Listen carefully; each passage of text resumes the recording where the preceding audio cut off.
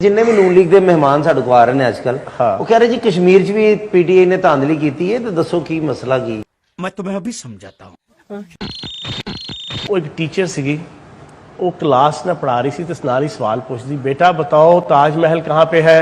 वो सारे बच्चों को पता सारे बच्चे का मैडम आगरा में। मैडम कहती नहीं ताजमहल सरगोदा में है।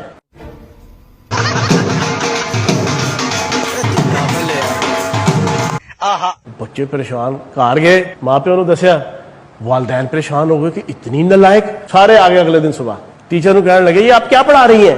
टीचर कहती आपने बच्चों की जून जुलाई की फीस अदा की है।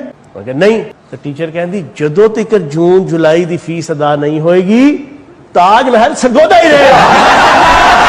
जदों तक नून लीग नहीं जीतेगी इलेक्शन धांधली सदा ही रहेगा। रुको रुको भाई।